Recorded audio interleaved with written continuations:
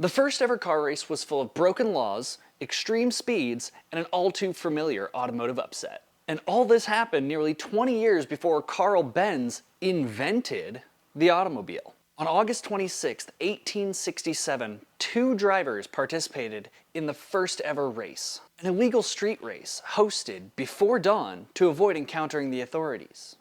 Guess the world hasn't really changed that much, has it? Now, the race was arranged for by magazine publisher The Engineer, and the track was an 8-mile stretch of road in between Ashton-under-Lyne and Old Trafford in Manchester, England.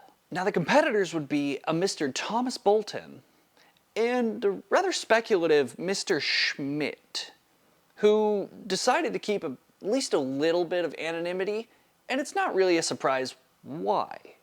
You see, 2 years prior, the increase in self-propelled carriages had really kind of caught the attention of the local railway owners, and by extension, the government. Because, let's be honest, lobbying is not a recent invention. So in 1865 came the introduction of the Locomotive Act, otherwise known as the Red Flag Act. And unlike modern-day red flag laws, this one actually does involve a flag, as a footman would be required to walk 60 yards ahead of the automobile in question, waving his little red flag to warn pedestrians and passers-by that an automobile was approaching. So with complete disregard for this brand new red flag law, our 2 competitors lined up to kick off this race.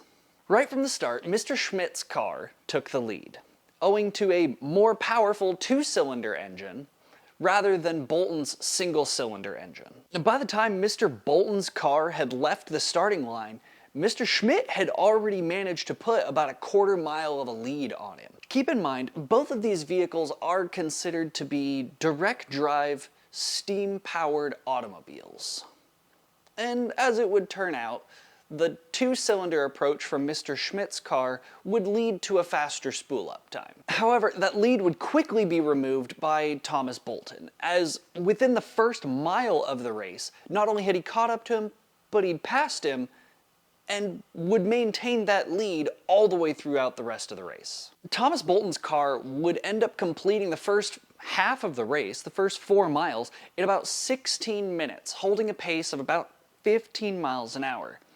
And he would go on to complete the entirety of the race in under an hour, holding a maintained approximately 6 miles an hour for the duration of the last 4 miles. That was, however, breaking another portion of the Red Flag Act, as the law also imposed another first-of-a-kind restriction, a speed limit of 4 miles per hour in the country and 2 miles per hour in town. This would mean that Bolton's pace was nearly 4 times the speed limit for country roads, and his city driving was a measly triple the speed limit.